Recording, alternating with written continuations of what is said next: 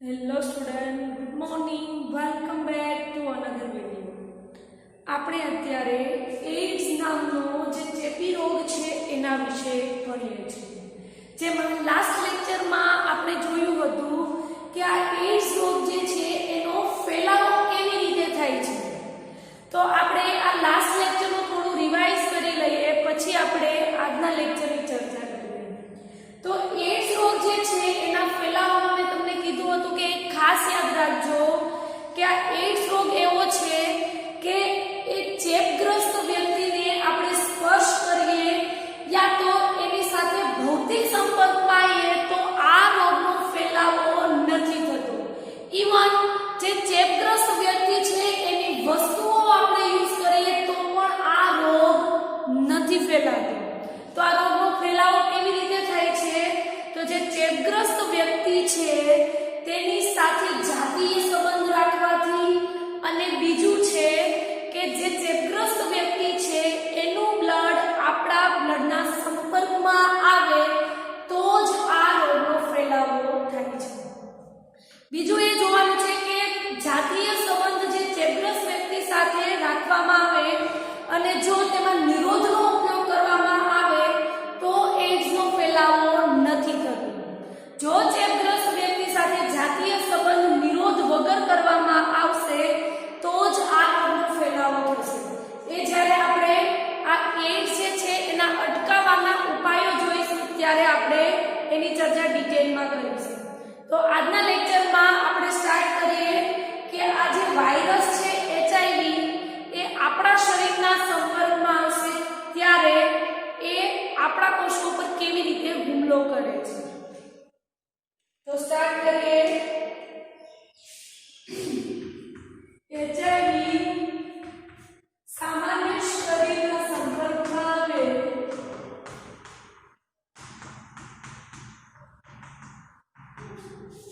ત્યારે શું થાય છે?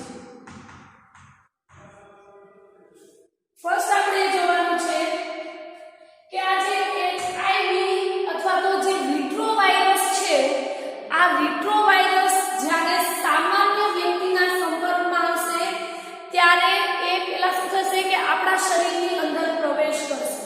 પણ ક્યાં પ્રવેશ કરશે? તો આપણા શરીરના જે બૃહદ કોષો છે અથવા તો એનું બીજું નામ છે મેક્રોફેજ.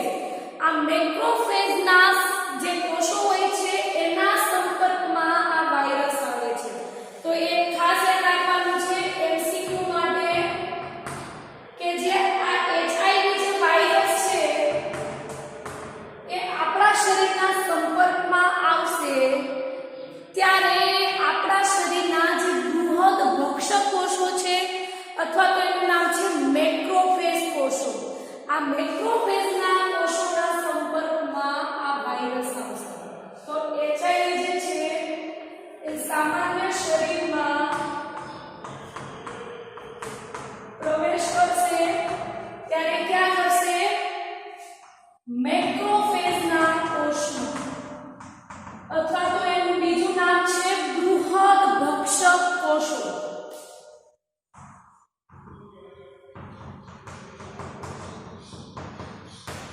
એમાં પ્રવેશ કરશે. લખી રાખીએ જોડે.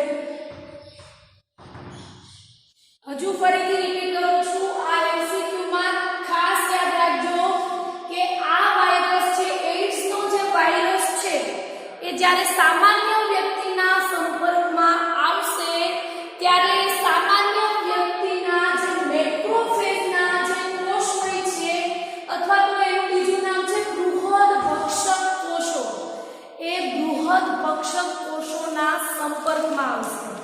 ત્યારબાદ આપણે જોઈએ કે બૃહદ ભક્ષક કોષોમાં આ વાયરસ પોતાનું સાયકલ અથવા તો આપણે એને કહીએ કે આપણા કોષો પર કેવી રીતે હુમલો કરશે.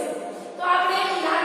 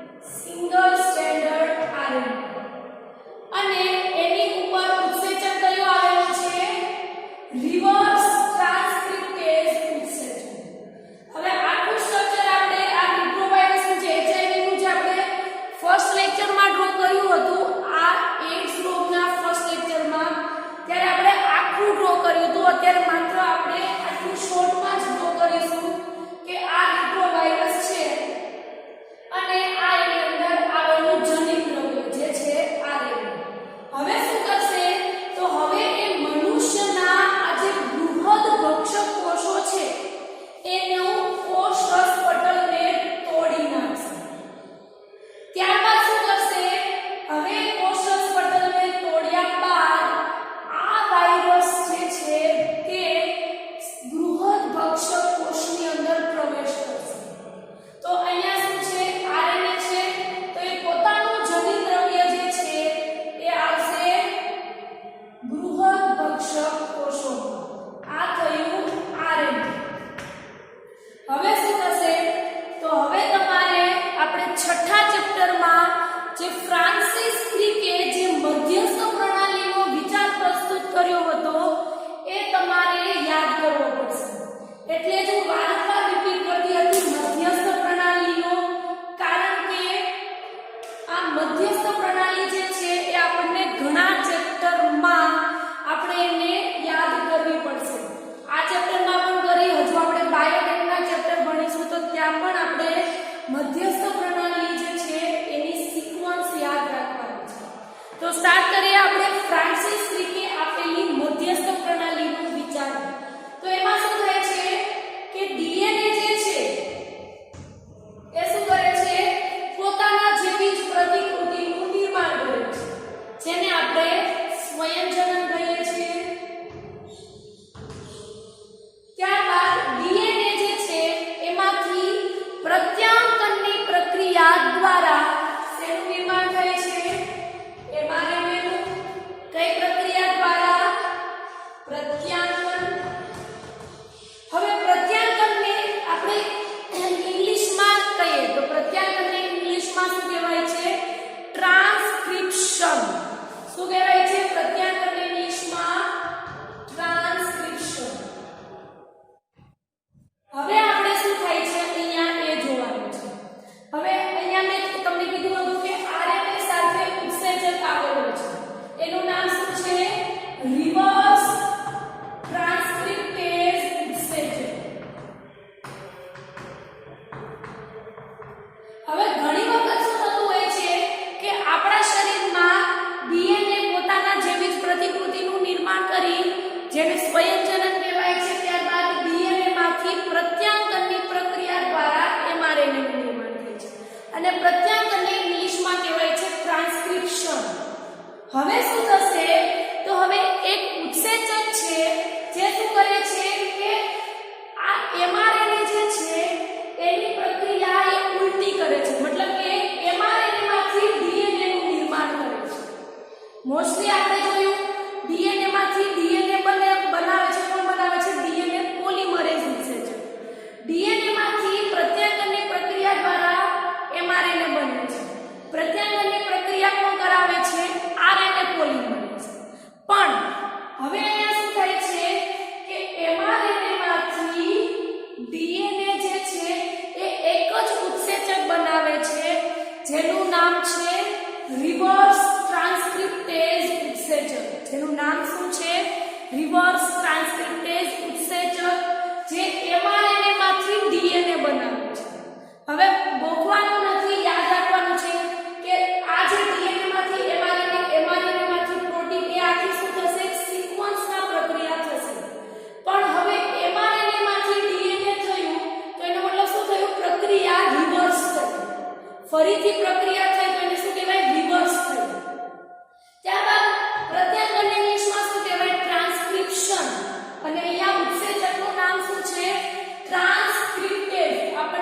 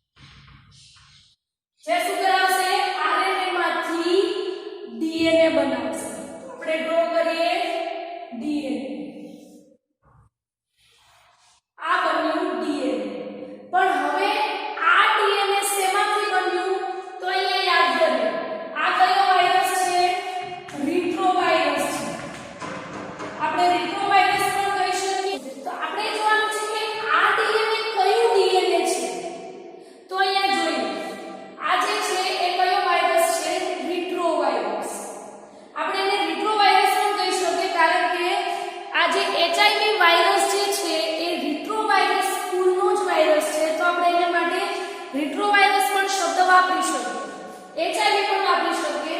તો હવે આ છે રિટ્રોવાયરસ. આ રિટ્રોવાયરસ જે છે એના જનિત દ્રવ્ય તરીકેમાં શું આવેલું હોય છે? આરએનએ. ઉત્સેચક કયો આવેલો છે? એની સાથે રિવર્સ ટ્રાન્સક્રિપ્ટેઝ ઉત્સેચક આવેલું છે. હવે શું કરશે? તો હવે આ રિટ્રોવાયરસ જે છે એ આપણા જે મનુષ્યના બૃહદ ભક્ષક કોષ જે છે એના કોષરસ પટલને તોડીને એ અંદર પ્રવેશ કરશે, મતલબ કે બૃહદ ભક્ષક કોષની અંદર પ્રવેશ કરશે.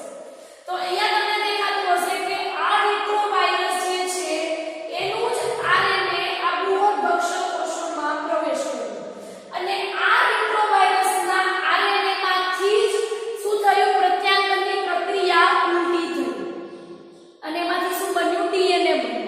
તો આ ડીએનએ કેવું કહેવાશે? HIV DNA. કેવું કહેવાશે? HIV DNA. એચઆઈવી ડીએનએ કહેવાનું રીઝન શું છે? રીઝન એ છે કે એ રિટ્રોવાયરસ અથવા તો એચઆઈવી વાયરસના આરએનએ માંથી ડીએનએ બન્યું છે. તો જો આરએનએ વાયરસનું હોય તો ઓબ્વિયસલી એમાંથી જે ડીએનએ બનવાનું એ પણ વાયરસનું જ હોવાનું. હવે શું થશે? હવે જોઈએ. તો આ બધું આપણે જે કર્યું એ કોષ રસ કર્યું. હવે કોષની અંદર શું આવેલું હોય? કોષ કેન્દ્ર. તો આ છે કોષ કેન્દ્ર. હવે શું થશે? તો આ જે ડીએનએ છે આપણે છઠ્ઠા ચેપ્ટરમાં ભણ્યા છીએ, ડીએનએ નું સ્થાન ક્યાં હોય? કોષ કેન્દ્રમાં. તો હવે આ જે આરએનએ માંથી રિવર્સ પ્રત્યાંગનની પ્રક્રિયા થઈ અને હવે એ ક્યાં પ્રવેશ કરશે? કોષ કેન્દ્રની અંદર. તો આ ડીએનએ એચઆઈવી વાળું જે છે એ પ્રવેશ કરશે કોષ કેન્દ્રમાં. હવે બૃહદ ભક્ષકના કોષની અંદર જે કોષ કેન્દ્ર હશે એમાં આપણું મનુષ્યનું પણ ડીએનએ હોવાનું જ. તો આપણે અહીંયા ડ્રો કરીએ મનુષ્યનું ડીએનએ. એક સેકન્ડ.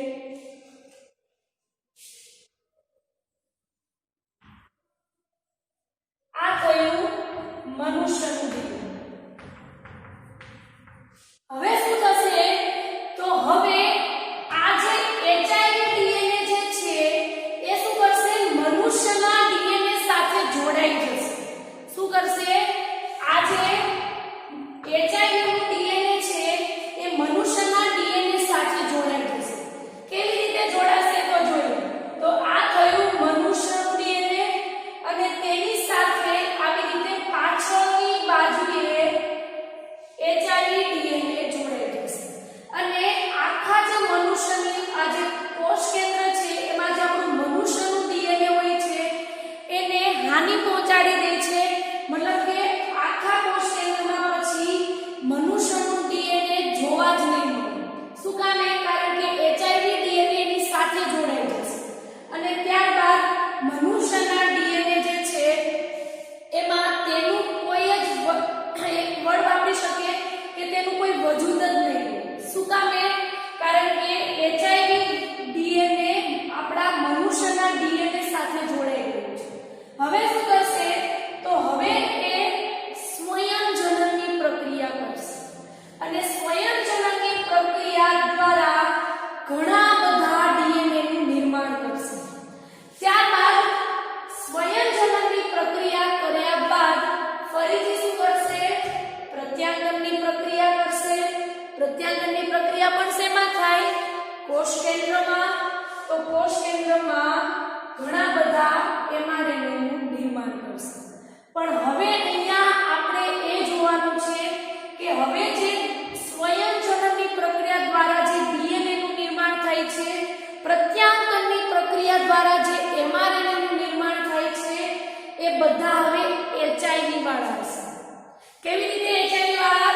કારણ કે એચઆઈવી નું ડીએનએ મનુષ્યના ડીએનએ સાથે જોડાઈ ગયું છે અને હવે મનુષ્યના ડીએનએ કોઈ રીતે કાર્ય કરી શકશે નહીં અને હવે જે સ્વયંજનનની પ્રક્રિયા થશે, હવે જે પ્રત્યાંગનની પ્રક્રિયા થશે અને એમાંથી જે ડીએનએ એમઆરએનએ નું નિર્માણ થશે એ બધા જ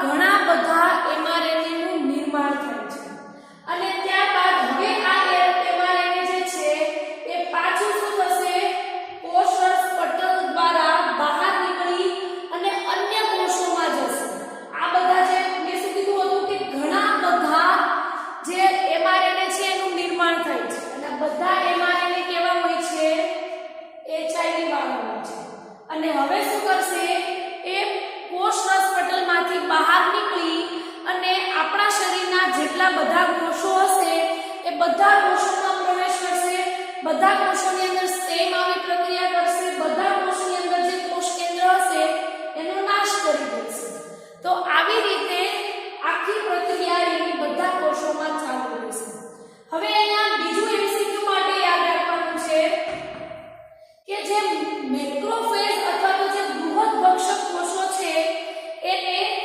HIV નું કારખાનું તરીકે ઓળખવામાં આવે છે આ વર્ડ ભૂલાવવા જોઈએ HIV ના કારખાના તરીકે કયા કોષને ઓળખવામાં આવે છે તો એનો આન્સર આવશે મેક્રોફેજ એનું બીજું નામ છે બૃહદ ભક્ષક કોષ આ ખાસ MCQ માં યાદ રાખવાનું છે અને HIV નું કારખાનું કહેવાનું રીઝન એ છે કે મેં તમને અહીંયા કીધું કે શું થાય છે HIV DNA બને છે અને HIV DNA મનુષ્યના DNA સાથે જોડાઈ જાય છે અને ત્યારબાદ સ્વયંજનન અને પ્રત્યાંકન જેટલી પ્રક્રિયા થશે એમાંથી જેટલા DNA જેટલા mRNA નું નિર્માણ થશે એ બધા કેવા હશે HIV વાળા હશે જેથી એને HIV ના કારખાના તરીકે ઓળખવામાં આવે છે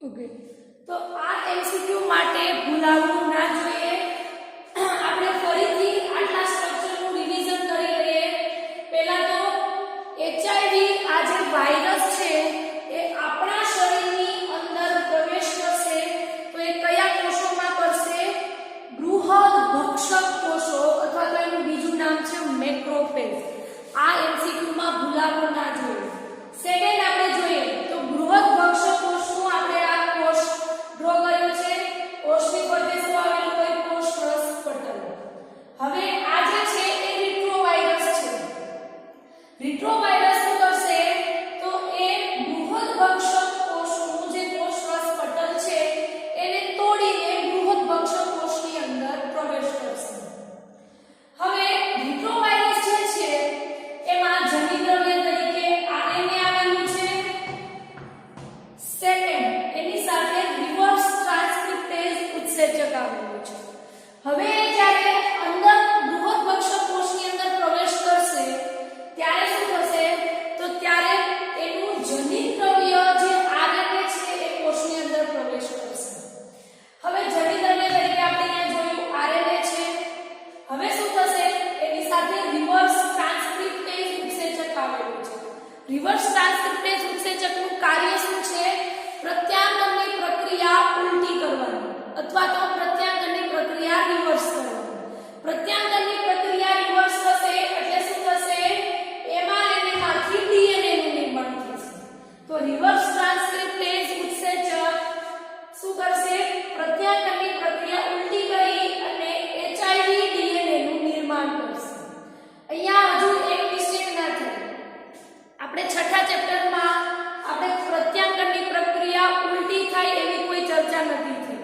તો અહીંયા એ જોઈએ કે DNA માંથી જ્યારે DNA બનશે ત્યારે DNA પોલિમરેઝ ઉત્સેચક દ્વારા થશે પ્રત્યાંગનની પ્રક્રિયા RNA પોલિમરેઝ દ્વારા થશે પણ જ્યારે mRNA માંથી DNA ની પ્રક્રિયા થશે અથવા તો પ્રત્યાંગનની પ્રક્રિયા ઉલટી થશે ત્યારે પોલિમરેઝ ઉત્સેચકનું કોઈ કાર્ય નથી ત્યારે માત્ર એક જ ઉત્સેચક છે રિવર્સ ટ્રાન્સક્રિપ્ટેઝ ઉત્સેચક જે mRNA માંથી DNA બનાવશે તો આ MCQ માં ભૂલાવવું ના જોઈએ હવે શું થશે તો હવે DNA નું નિર્માણ થયું આપણે છઠ્ઠા ચેપ્ટરમાં ભણ્યા છીએ DNA નું સ્થાન કોષ કેન્દ્રમાં તો હવે આ HIV DNA કોષ કેન્દ્રમાં પ્રવેશ કરશે અને કોષ કેન્દ્રમાં આપણું મનુષ્યનું સામાન્ય DNA પણ હોય છે તો આ છે મનુષ્યનું DNA હવે આ HIV નું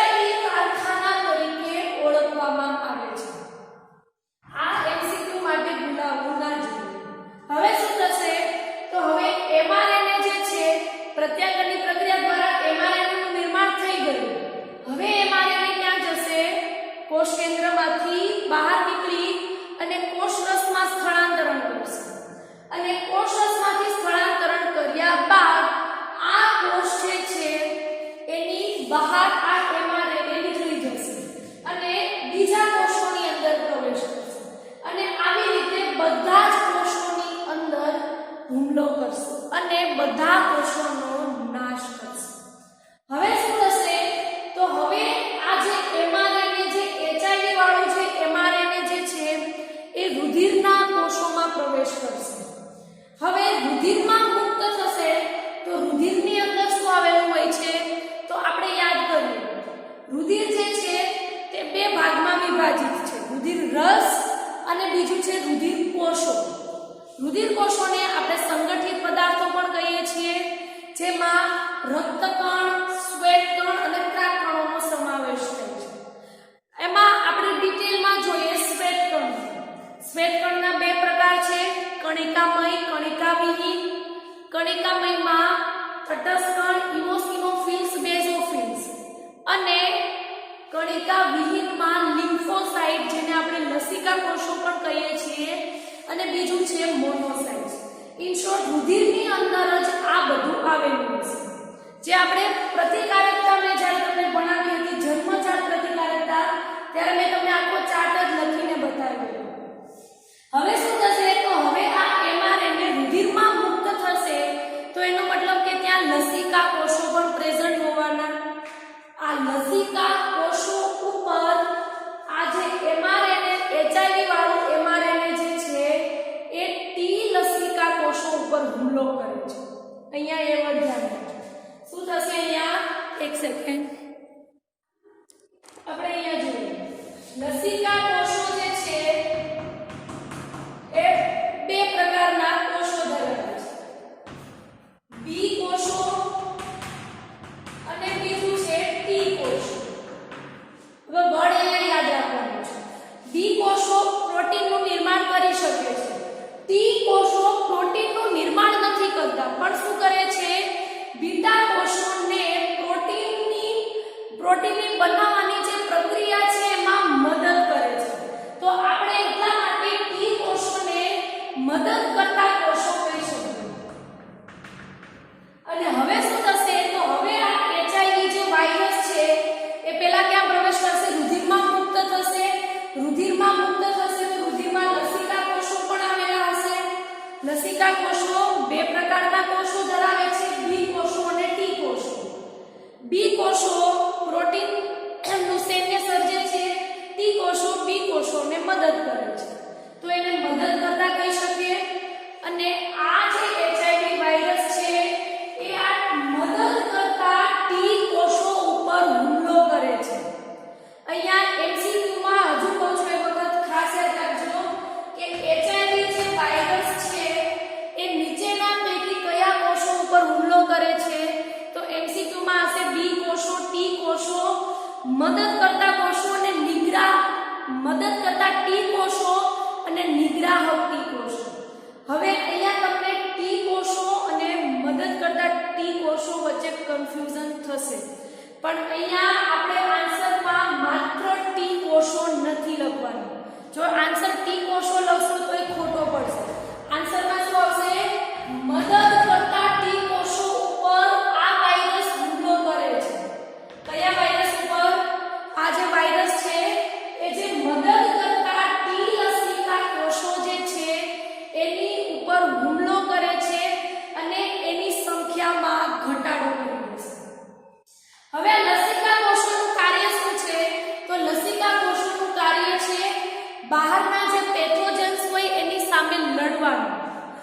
એની સંખ્યામાં જ ઘટાડો થઈ જશે તો હવે એ કોઈની સામે લડી શકશે નહીં. શું કામ? કારણ કે એની સંખ્યામાં ઘટાડો થઈ ગયો છે. મદદ કરતા ટી કોષોની સંખ્યામાં ઘટાડો થયો છે, તેની ઉણપ સર્જાઈ છે. તો ટી કોષોમાં ઘટાડો થશે તો એ બી કોષોને પ્રોટીન બનાવવામાં મદદ નહીં કરી શકે, તો બી કોષો પ્રોટીન બનાવી શકશે નહીં. તો આવી રીતે પ્રોટીનમાં ઘટાડો થશે, પણ એનું મેઇન જવાબદાર કોણ છે? મદદ કરતા ટી કોષો. આ વાયરસ મદદ કરતા ટી કોષો ઉપર હુમલો કરે છે એટલે એની સંખ્યામાં ઘટાડો થાય છે, એટલે એ બી કોષોને મદદ નહીં કરી શકે અને એટલે આપણી રોગ પ્રતિકારક શક્તિ ઓછી થઈ જશે. અને હવે આ સમયે આપણને એઇડ્સના થોડા લક્ષણો દેખાવાનું શરૂ થશે અને એ લક્ષણો વારંવાર દેખાશે. કયા લક્ષણો? તો એમાં પહેલું છે લાંબા સમય સુધી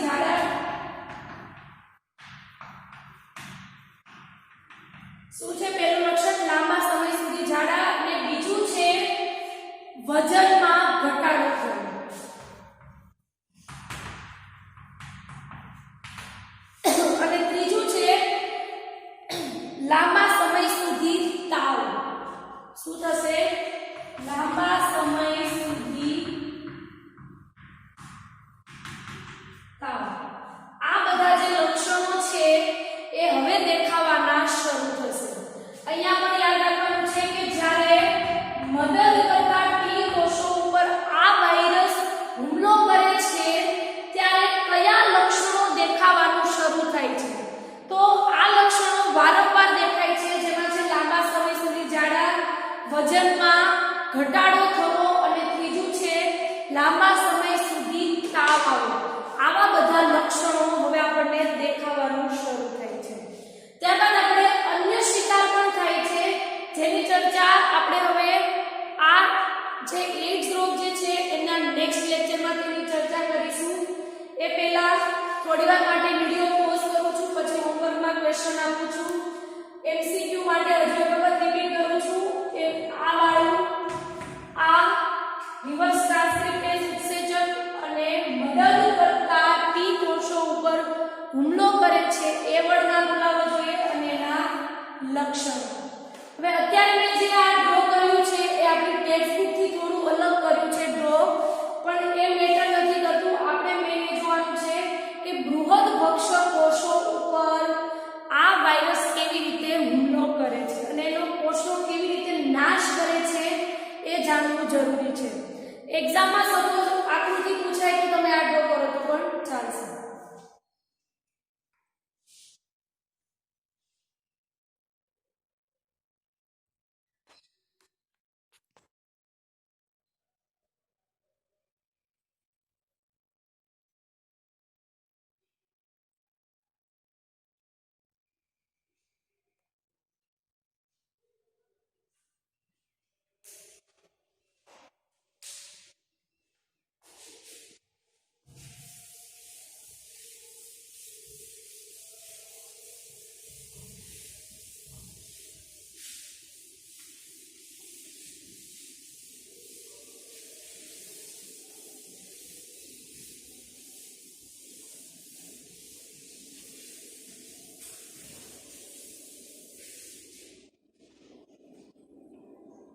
હોમવર્કમાં ક્વેશ્ચન છે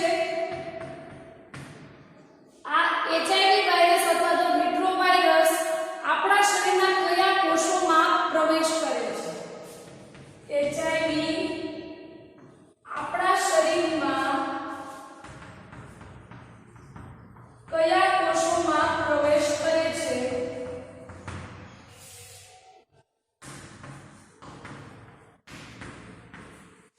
જેનો આન્સર છે બૃહદ ભક્ષક કોષ અને મેક્રોફેજ. બંને સેમ જ વર્ડ છે. તમારે હોમવર્કમાં બંને વર્ડ લખવાના છે અને આ ક્વેશ્ચનનો આન્સર તમારે 10 વાર લખવાનો છે. બીજું, આ જે એચઆઈવી વાયરસ જે છે એ આપણા શરીરના કયા કોષો ઉપર હુમલો કરે છે?